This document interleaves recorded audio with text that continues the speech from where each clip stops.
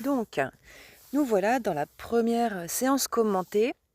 J'ai pris la dernière séance de Manon et de Kin chez eux, qui sont autour du vent. Donc ça fait 5 séances qu'on est autour du vent. Et quelques minutes auparavant, Manon me partage qu'elle a fait une comme animal récemment et où Kin précise que ce qui le dérange avec le vent, c'est qu'il a toujours été poussé dedans, forcé, et qu'a priori, il l'a très mal vécu. C'est-à-dire stick, longe aux fesses et tu rentres dedans de gré ou de force, et plutôt de force.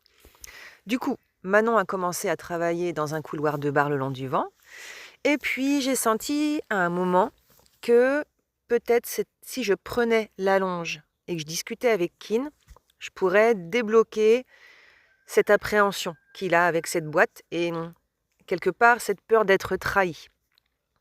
Du coup, je reprends là où on avait commencé, c'est-à-dire que l'objectif de Manon, c'est d'embarquer son cheval seul, donc de l'envoyer dans le vent. Là, j'essaye du coup de l'envoyer dans le vent. Donc c'est très timide, mais il ose faire un pas après l'autre sur le pont. Il y a beaucoup de tension chez lui globalement par rapport aux manips. Là, il y a un peu de tension liée à la nourriture aussi, mais il est extrêmement motivé et encouragé avec la nourriture. Du coup, on l'a introduite non pas en clicker, mais de manière lambda. Et pour l'instant, il est plutôt poli, donc j'ai juste introduit le code oui. Et on félicite. Donc là, il cherche la nourriture, je fais une pause. La tension et surtout, c'est une forme d'anxiété par rapport à l'exercice. Et je lève mon stick sur son dos. C'est un code qu'on a commencé à poser pour lui dire d'avancer. Donc on a vu, il regarde sur le côté, il se fige et dès que je baisse le stick, il revient beaucoup plus mobile. Là, on ne le voit pas, mais il a sa lèvre inférieure qui est très contractée. C'est pour ça que je lui tends la main là. Voilà, là, il est en régulation d'émotion. Il baisse la tête, il secoue, il renifle, il cherche de la nourriture. Il est en autorégulation émotionnelle. Donc moi, c'est vraiment le moment où je ne fais rien. Je le laisse évacuer, je le laisse s'exprimer.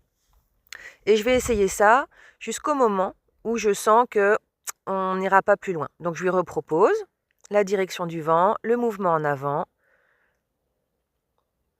Il se fige. Il sait très bien ce que je lui demande. Voilà, il redirige. Il avance un postérieur, un antérieur, médaille d'or. Là, on va arriver à son plafond de verre. Le pont, ça va. C'est quand même orange, mais ça va. La nourriture, le fait de baisser la tête, ça l'apaise pas mal. Mais il manque quelque chose. Il n'est pas rassuré, il n'est pas confiant. En même temps, moi, je le tiens jamais. Je l'ai tenu très très rarement dans nos séances. Donc, je ne vais pas tarder à explorer une autre option. Donc là, il me dit qu'on fait une pause. Donc, je laisse aller. En temps normal, sur un cheval qui maîtrise, je fermerai la porte pour pas qu'il se fasse mal non plus. Là, il l'a fait tout en douceur, il maîtrise bien ses pieds. Là, je lui propose de se remettre devant le vent. Il me dit d'abord non.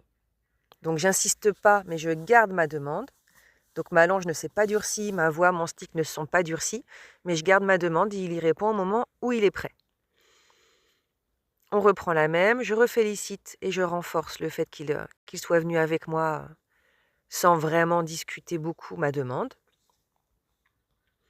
Il est très branché nourriture. Le distributeur, il est là. Eh oui. Ah, il est plus précisément dans la popoche.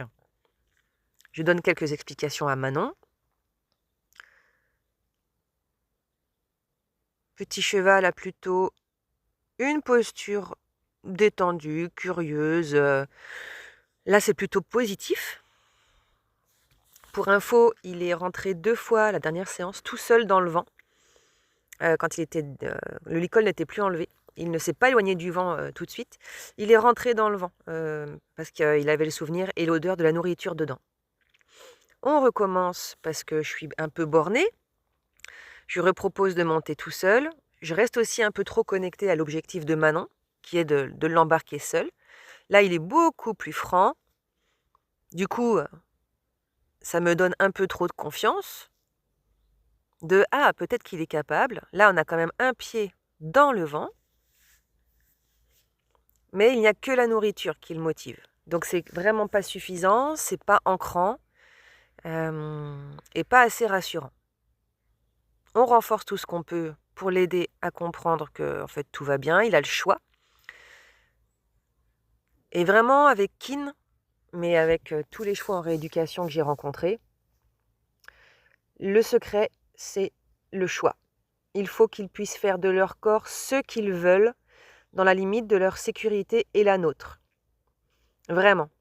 Mais après, c'est mon principe à moi. Dans ma relation aux humains comme aux chevaux, je n'autorise pas qu'on m'agresse, je n'autorise pas qu'on m'enguirlande, j'autorise à ce qu'on exprime ses besoins. Des fois, ça peut être virulent, hein, ça peut être des dents dehors, des oreilles plaquées, un postérieur qui se lève, mais pas un postérieur qui vise, pas des dents qui me touchent, pas une fuite qui m'embarque et qui traverse l'icôle.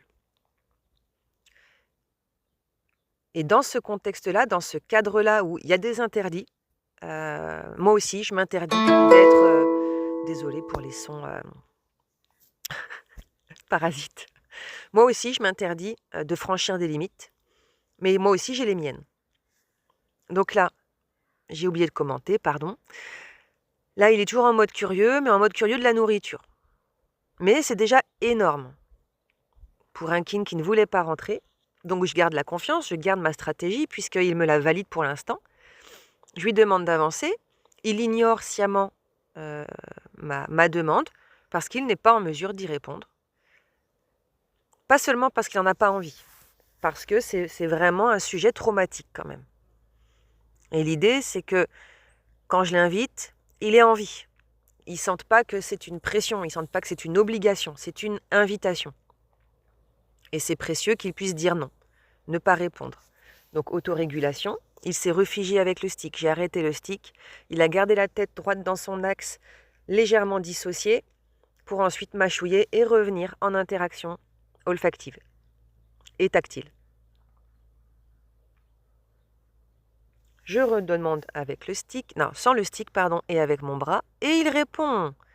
Donc là, c'est plus que des médailles d'or, hein, parce que ça veut dire qu'il n'a pas associé la pression à une contrainte ou à quelque chose de stressant. Mais ok, c'est un contrat, je sais ce qu'elle me demande, je sais ce que je dois faire, et là, je suis capable d'y répondre émotionnellement. Mais on est dans le orange, hein, clairement. On pourrait là croire qu'il est dans le vert, pas du tout. Il ne tient pas en place. Il tient pas l'immobilité, il cherche la nourriture constamment. Il y a toujours un pied qui bouge, je me répète. Il y a toujours la tête qui réfléchit, qui se pose des questions. Donc la petite pause.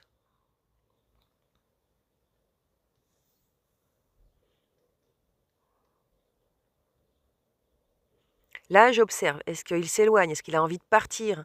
Est-ce qu'il veut passer à autre chose? Pour l'instant, il reste à côté du vent et à côté de moi. C'est autant d'indices pour mener l'enquête que il n'est pas dans l'inconfort. C'est un cheval qui sait s'en aller, il sait s'éloigner, il sait dire ça suffit. Et là, il est plutôt en mode curieux, disponible.